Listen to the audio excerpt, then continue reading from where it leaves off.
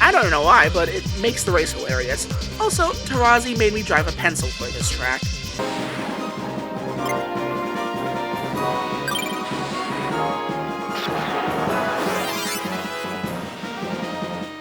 Green Peak Highlands is just a very boring track all up. Since the only version I could play in time for this was the PSP version, it has a very dreary atmosphere with nothing to really sell it.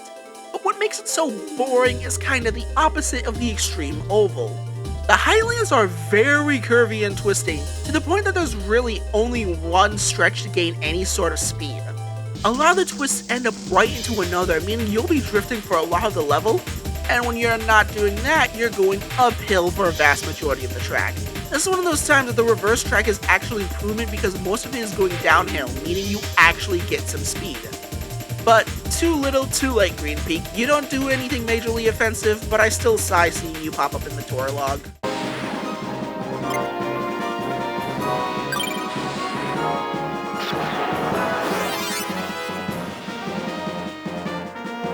Going from a very ugly and slow track, we go to a very pretty track that actually has a lot of speed. Unfortunately, what kneecaps the opening track to R4 is the difficulty, or should I say, lack thereof. Of all the starter tracks in the Ridge Racer series, this is by far the easiest of the lot. If you have one of the grip cars and you're skilled enough, there's absolutely no reason you need to drift at all. I think the developers realize this because the only way they can inject challenge is by making this track 2 laps. It shares this with another track way on down the line, but again, this is the easiest track in the game, maybe in the whole series, so why would I worry? As we've already discussed, Ridge Racers does not respect the preferred lap count of each track, so the extra lap here actually means the track can get a bit more time to stretch its legs and they can actually make the drivers aggressive to make up for it. But it's pretty, and I guess that's how it gets this high.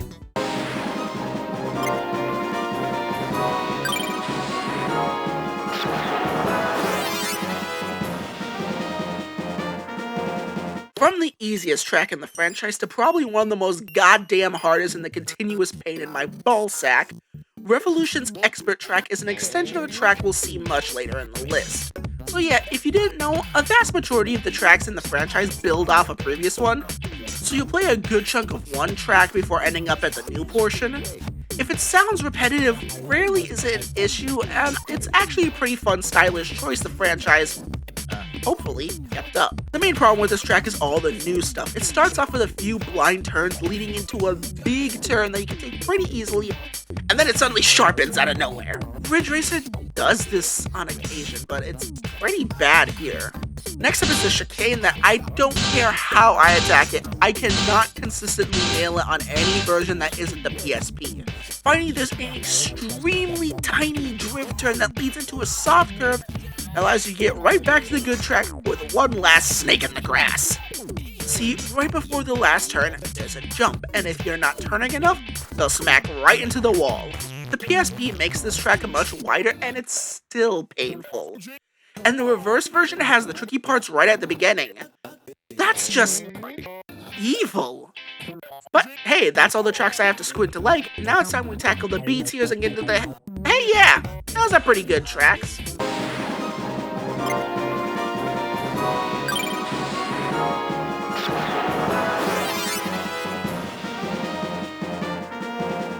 I warn you now, if you're a fan of Ridge Racer, you probably won't like this list. Because spoilers, none of them make it to the top 10. Despite that, Union Hill District was one of the biggest Cinderella stories on this list. I was sure it was going to be the bottom 5, but it clawed its way out, kicking and screaming to B tier. See, the problem with this track is it's a very long, 10-second hill climb right at the beginning, after the already mandatory for all rage tracks 4-second climb. Then, right after this, there's a brutal turn that'll catch first-time players that demands you immediately shift to the opposite direction or you've effectively lost the race. But after that, the track gets really fun with a kick-ass loop drift and then a mad dash downhill. And the more I hit that wicked double drift, the more I came to respect it and the more I came to like it. That hill is the biggest sticking point, But during this video, Racers made it a point that it's almost like a roller coaster, making me see a track in a whole new light. Still means the first half is ass though.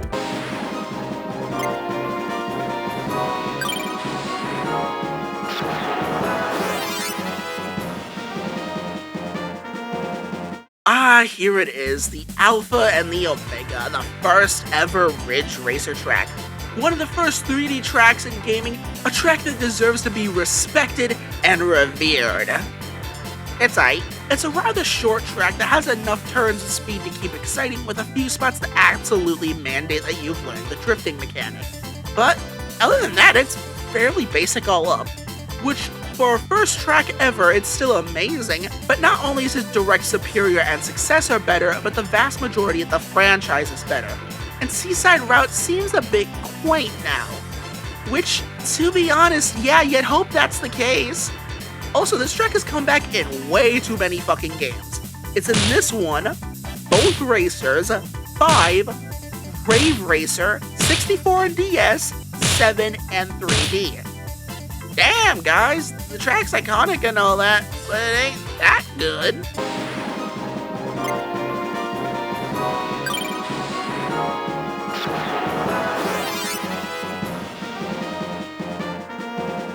Speaking of Seaside's direct successor, Sunset Drive. Honestly, you could really change out whichever one is better, and I wouldn't argue with you. Sunset really does the same things as Seaside. It has a few drift-enforced turns, it's short and easy enough to get to grips with. The main increase in difficulty is a short hop right before a turn into a mountain wall. If you're not already drifting or ready to drift the second you hit that jump, you're going to eat granite.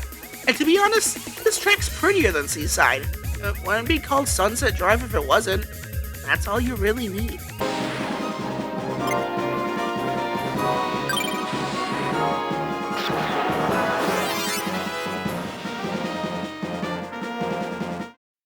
Here's the track I was most dreading to place on this list. Shuttle Loop is the final track of R4, and it's magical. You're driving at the speed of Mach Jesus. The track's really easy to focus on speed. When you reach the final lap, the time crosses over into the new year. This is actually how I ushered in the new year in real life. So, what's the problem? Well, it's not a Ridge Racer track. Not only is drifting discouraged, it's outright detrimental. You will not be able to get enough speed if you drift at any point. In a game that's been very good about drifting up to this point, this just seems weird to end it on a track where it'll be the death of you if you do so.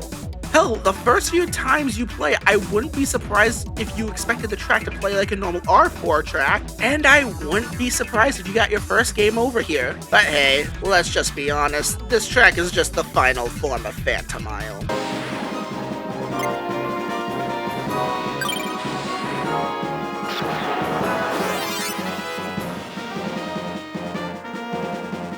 Oh shit, Ridge Racer 64 was released literally 1 month before 5. I guess that means it counts for this list. Gave me a reason to play Ridge Racer 64, honestly. And, Jesus Christ, mask off moment here. Whose idea was it to lock the final track for this list behind nearly finishing the entire game? Why do these games not have cheat codes? Anyways, these tracks and the final one are all listed under the Renegade label since they take place in the Renegade Desert, which makes them fairly unique across the entire Ridge Racer franchise. So why is Expert the Chaff separated from the wheat? Simply put, it just feels like an unnecessary addition to the intermediate track. Yeah, add a few twisty turns there and make the track have a pimple, that's all you really need. None of it is bad, but this is the first time in the series where I was thinking, the team ran out of ideas. Which is funny, because I get to blame Nintendo for this rather than Namco. I don't feel like after all the kicking they got last year.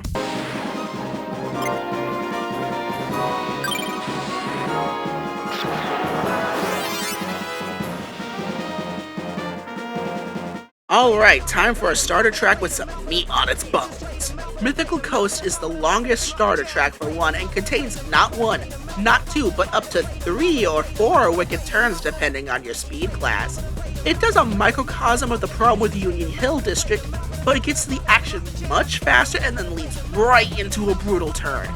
It's easily the hardest of the 4 starter tracks, but still approachable enough not to scare off new players. The European setting is really nice too, making it the prettiest of all the Rage tracks by a large margin, which is what really elevates this track beyond its predecessors. Sometimes, atmosphere can just really carry a track, which you're about to learn real soon.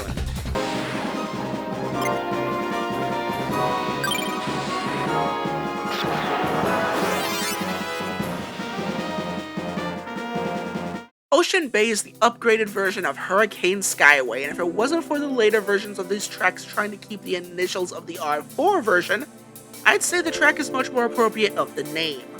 It has a much harder series of turns, requiring proper mastery over your chosen car type, because for the first time in the series, there's a hard 90-degree turn. The turns after that are deceptively sharp, managing to keep you on your toes. I guess why this level ranks so low is because it really doesn't have anything else going for it other than things being generally pretty good, which is why it's here smack bang in the middle of this list. I hope you're ready to not see R4 tracks for a good while after this. Well, you know, the game with the most tracks and the longest development cycle had the best levels, who'da thunk. Oh, and on the reverse version, the drop right before the final turn at higher speeds mean you will always smack off the wall. Hilarious.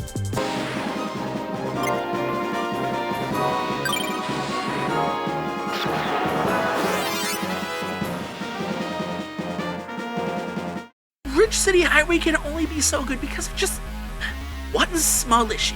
You get practically the entirety of the already basically good seaside route, and then you add on a series of hard turns followed into a wavy pattern.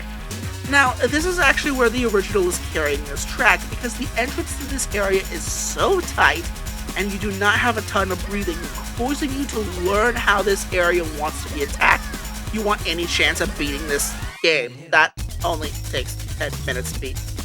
Yeah, the PSP actually kind of ruins this track.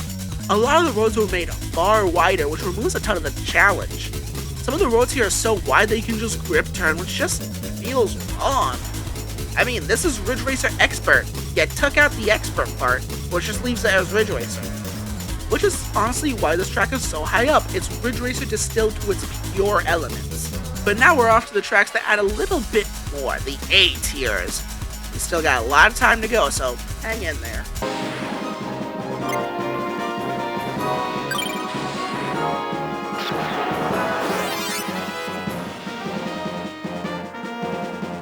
Man, Lakeside Parkway, way to show up the rest of your family.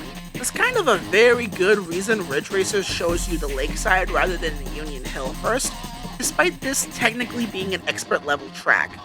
Lakeside is all turns from the vast majority of the track, leaving very rare chances to pick up the pace if you aren't gripping most of the track. But if you manage the balance between drifting and gripping well, there's a lot you can get away with here, culminating in the bridge where they have an amazing reflection visual going, followed by a few straightaways and into the most brutal hairpin of the franchise. When I first played this, I swore this hairpin just decided at random to ignore my drift inputs, but nah, I just needed to get good. Honestly, this track ranks so high because it's a Rage Racer track that doesn't need an asterisk the size of the Crenale.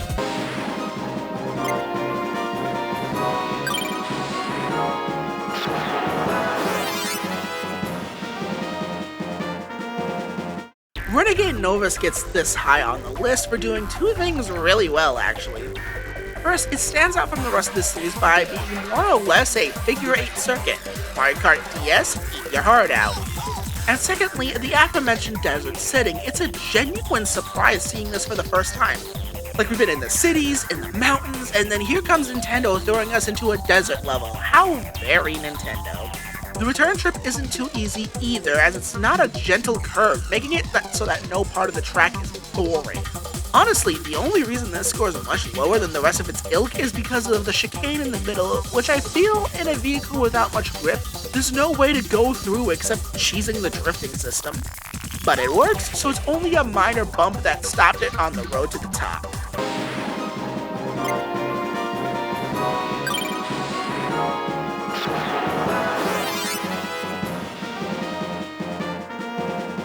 This is the first first of 2 levels that was made exclusively for racers, using the guts of Green Peak Highlands to make something actually pretty fun. The track is mostly curvy going downhill, which means that you can enjoy the slopes to get good speed, and when it starts heading uphill, they make far greater use of straightaways so that speed becomes the focus. Honestly, that's all it really took for Green Peak to become a top tier. It doesn't help that the track is more visually interesting, trading out the dull grays and greens for a much richer sun, blue sky, and earthy tones. It's a shame this track got the leftovers of the soundtrack, but hey, this is Ridge Racer, so just change it, you goof. But alas, it can only climb so high. He says, knowing full damn well where the other track is, the fucking hypocrite.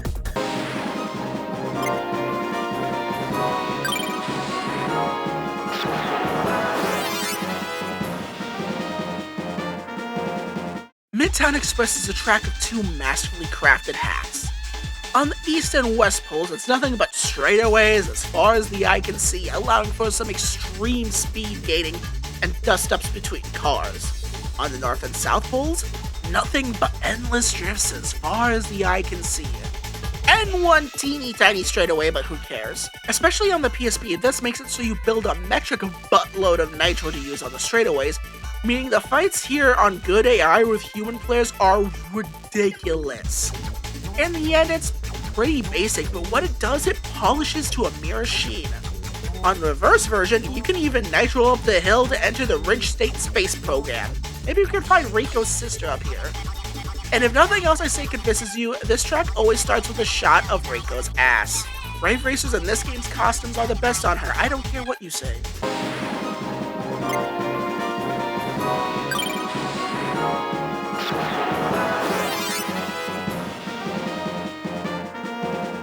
What? An oval course this high up? One with no drifting? The KU slagged Extreme Oval and Shuttle Loop for this exact same thing, you hack! Hear me out though, this one does it well. Not only is the track decently long for what it is, but the track is just gradual enough to not be drifting.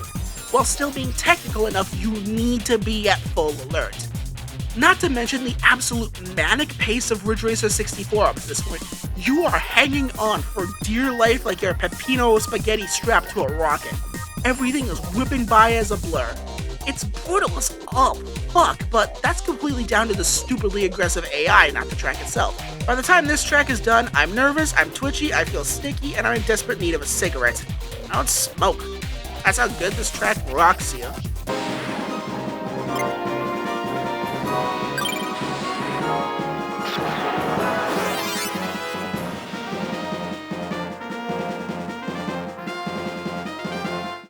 Here's a duo of stages that just kinda do everything a step above most tracks.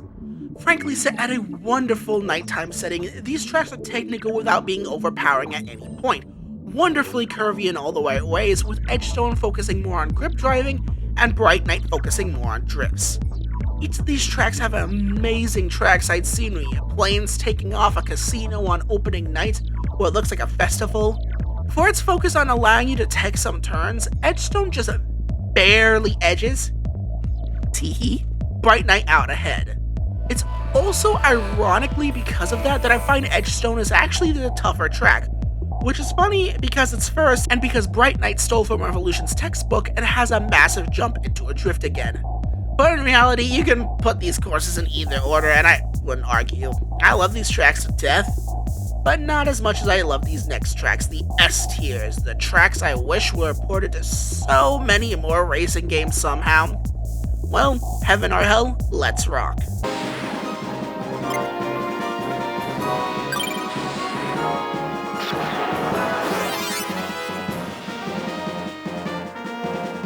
What the fuck did Racers do to Wonderhill? It is all drab and dreary now under a constant gray sky. I get that this is kind of a vaguely mid-European area, but Man. Either way, Diablo Canyon Road is class. It takes the roller coaster idea from Union Hill and builds on it, with a long series of turns up the titular hill and then a drive across a dam. Maybe a Silver Creek. After that, however, you get a full 450-degree turn as you spiral down the hill, whereupon you either enter the tunnel or get whiplash depending on how bad you screw the turn up, and then barrel down a village in a zigzag pattern, or just blast down the middle like an absolute Chad. Although this is very easy to mess up, it's a massive risk-reward method. Diablo Canyon Road stands as one of the best tracks in the series, but let's face facts, it's only here because its younger brother is just that much better.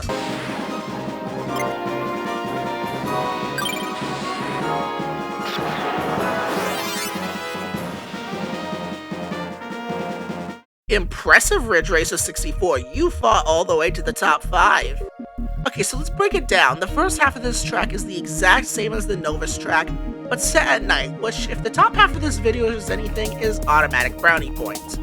But as soon as you cross that bridge, you are thrown into a brutal double hairpin. 64 has stopped asking politely that you learn the drifting system. You either master it here or you can get bent. It takes a lot of practice, blood, sweat, and tears, but once you manage to nail both turns, you feel like a god. A twitchy god, but a god nonetheless.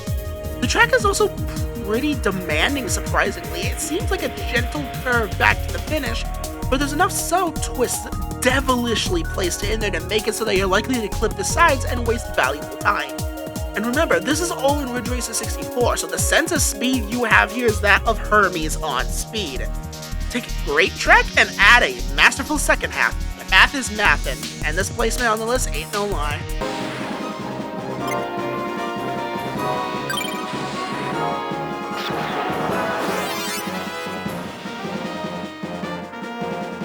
After all the amazing tracks we've had so far, it's actually amazing to see one of the first tracks ever made it up this high.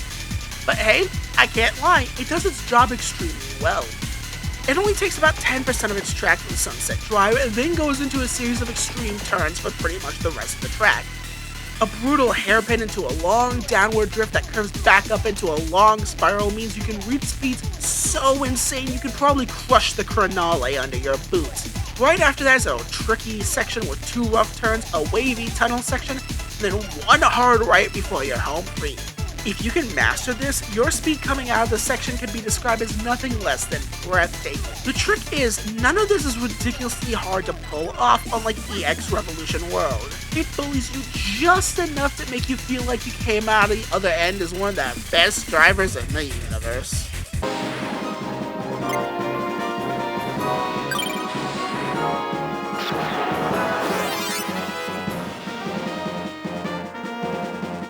Let's run a checklist of all the stuff downtown does right.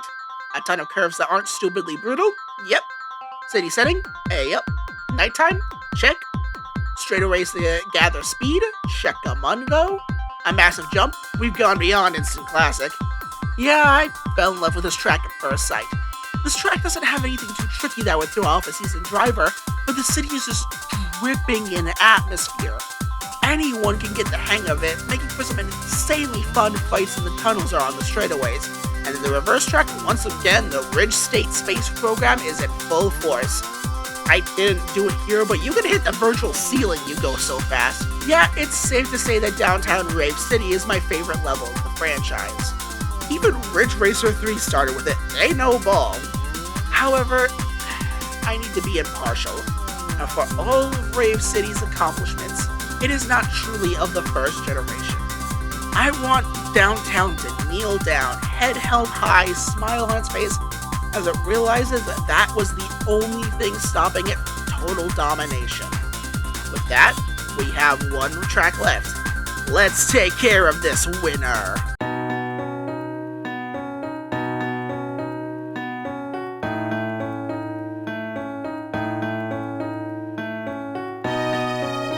Diablo Canyon Road was one of the best tracks ever made in Ridge Racer. It has a unique gimmick, it has a unique atmosphere, it did everything right, so you better be damn good if you want to take half the original track, remove the gimmick, and play everything straight. And yet, only one track in the franchise's history is good enough to claim to have a swear word in the title. Heaven and Hell. Ladies, gentlemen, and all my other friends, Crimson Rock Pass. Take the first half of the already amazing Diablo Canyon Road, and when we're on our descent, throw a series of tough curves at you that take you right into the sunset, all downhill. Now keep in mind this is the penultimate track of R4, which means you're driving the fastest car you can get that's not meant for an oval track. You're going at lightning bolt speeds, and what completes this assault on the senses is the music.